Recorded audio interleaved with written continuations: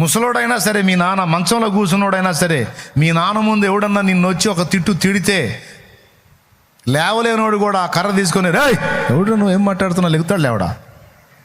అదిగో దేవునికి స్తోత్రం కలిగి. ఎంత ఇవ్వాలరా నీకు? ఓ నా పొలం అమ్మి నీ ముఖాన పడేస్తా, ఫలానా రోజు రాపో అంటాడు. బిడ్డని మాట అంటే తట్టుకోలేడు తండ్రి. చేతగాని స్థితిలో ఉన్నా సరే, ఉన్నదాన్ని తెగనమ్మైనా సరే. వాడు మంచోడు కాదు, వాడికి మళ్ళీ పొలం మీద కడతాను అంటున్నావు ఏంటంటే, మరి వాడు నా కళ్ళ ముందు తిట్లు తింటుంటే నేను చూస్తూ ఉండమంటావా? ఏమైంది వాడిని తిడితే నీకేమైంది? మీకేం కాదు, మీరు బయట వాళ్ళు. వాడు నా కొడుకు, నేను కన్న బిడ్డ. వాడు మంచోడో చెడ్డోడో తర్వాత సంగతి, వాడిని అంటే నేను తట్టుకోలేను అని రోషపడేది ఎవరు? బతికుంటే. మీ నాన్న మంచంలో ఉన్నా కూడా రెచ్చిపోతాడు, చచ్చిపోతే చేయగలిగింది ఏం లేదు. అవునా? మరి ఇప్పుడు చెప్పండి, భూ సంబంధమైన నాన్న నీకు నిద్రించి ఉండొచ్చు. మీ నాన్న, మా నాన్న కూడా నిద్రించాడు. ఇప్పుడు నిద్రపోయినోడు ఏం రోషపడతాడు?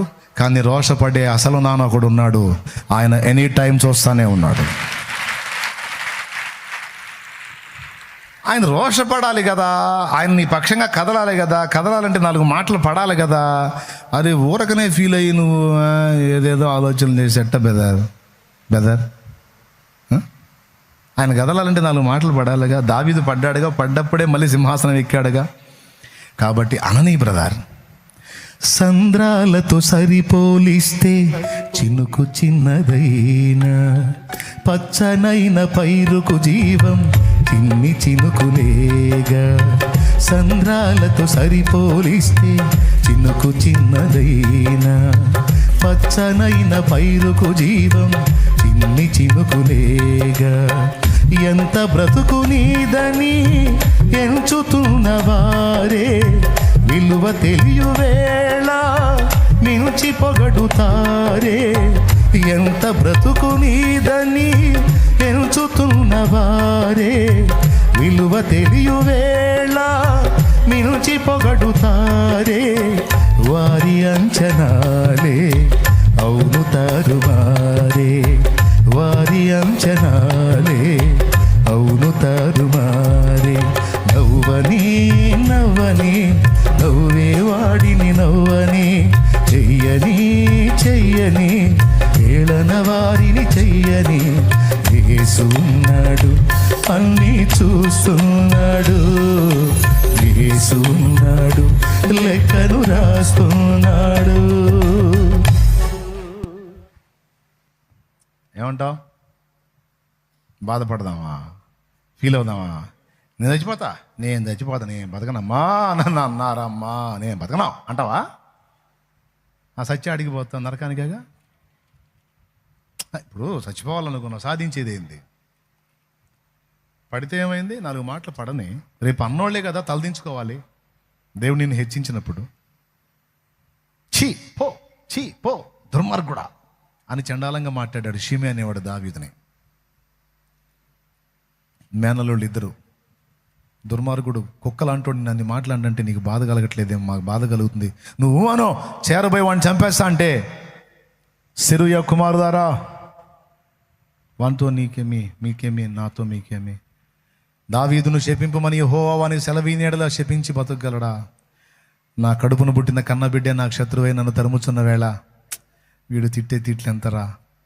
తిట్టని అనరా, అవమానపరచని అనరా. ఇది చూసన్నా నా దేవుడికి నా మీద జాలి కలిగిద్దేమో. అలా కలిగి మళ్ళీ నా పూర్వస్థితి నాకు ఇస్తాడు, వాడిని ఆపకండి రా అంటాడు. నువ్వు నేనేమో వాళ్ళ నోర్లు మూపిడానికి ట్రై చేస్తాం. దావీదేమో వాళ్ళు తిట్టనేను రా అన్నాడు. ఎందుకు? వాళ్ళు తిట్టాలి, అది ఆయన వినాలి, ఆయనకి దయగలగాలి, నన్ను హెచ్చించాలి. నీకు తెలియదు, అవమానం ఎదురైనప్పుడు నువ్వు ఏడవటం కాదు, చిరునవ్వు నవ్వుకో. బంపర్ ఆఫర్ నీకు అది. ఎంతమందికి అర్థమైంది నేను చెప్పింది? నిజమేనా? షో చేస్తున్నారా? ఇప్పుడు కూటమైనాక ఎవరన్నా ప్లేటు కొంచెం స్పీడ్కి ఇచ్చారనుకో, ఏందమ్మా ఏంది ఇట్ట అంటున్నావు, ఏంది చిన్న గీలేవో. ప్లేటు స్పీడ్కి ఇచ్చినా సరే ఏమో ఆగదు, అవమానం ఫీల్ అయ్యిద్ది. ఇప్పుడే తేలిద్ది, ఇంకాసేపట్లో మీ సంబడం. హలో, ఇంకాసేపట్లో తేలిద్ది. ముఖం మీద మాట్లాడిన, ముఖం మీద ఉమ్మినా స్పందించలా యేసయ్యా. ఉమ్మువానికి నా ముఖమును, కొట్టువానికి నా వీపును మరుగు చేయలేదన్నాడు ఆయన. ముఖం మీద ఉమ్మినా స్పందించలను. పక్కన ఉమ్మ చూసుకున్నా సరే నువ్వు గలపడబోతావు వాడి మీద. లేదా ఇంటికి పోయి దిగులేసుకుంటావు, నన్ను చూసి వాడు ఊశాడు. అవమానం ఎదురైందా? రాని ఆఫర్ వచ్చింది, ఓర్చుకో. వాడు అక్కడే ఉంటాడు, దేవుడు నిన్ను ఎత్తుతాడు. ఎత్తినప్పుడు వాడే పశ్చాత్తాపడు. యోసేపుకైతే పేర్లే పెట్టారు, కలలు కనవాడని. చివరికి కలలే నిజమైనాయి. వెళ్ళి కాళ్ళ మీద పడ్డాడు. చేస్తాడు, ఓపిక పట్టాలా. ఏదో నింద వచ్చింది, అవమానం వచ్చింది, ఏదో అన్నారు వాళ్ళు, ఏదో నోరు జారారని నువ్వేదో ఫీల్ అవటం కాదు. చిరునవ్వు నవ్వు బిడ్డ, దేవుని కృతజ్ఞతలు చెప్పు. నిజంగా అర్థమైందా?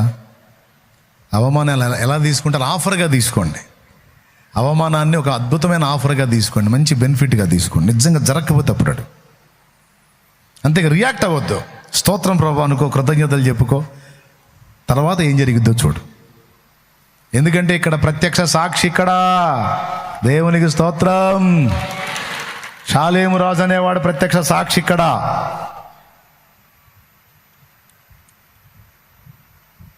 నన్ను అవమానపరిచి ఆరడపరిచిన వాళ్ళందరూ అడ్రస్ లేకుండా పోయారు. కొంతమంది ఇంకా అణిగిపోయారు కిందికి. దేవుడు ఆయన కృపతో నన్ను వాడుకుంటా ఉన్నాడు. అదే నన్ను ఎవడు అవమానపరచకపోతేనే అలా ఆలోచిస్తూ ఉంటా, ఎవడు కదిలించట్లేదు ఏంది నన్ను అని. మీరు నమ్మపడి నిజం. లెక్క ప్రకారం ఎవడో కూడా కదలాలి, ఎవడు కదలట్లేదు ఏందబ్బా అని చూస్తాను. ఎందుకంటే అందులో ఉన్న బెనిఫిట్స్ నాకు తెలుసుగా.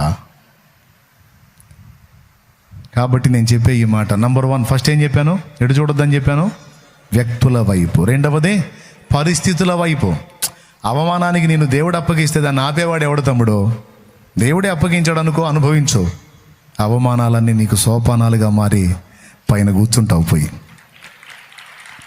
ఆందోళన పడద్దు, విరక్తి చెందొద్దు. ఓకేనా?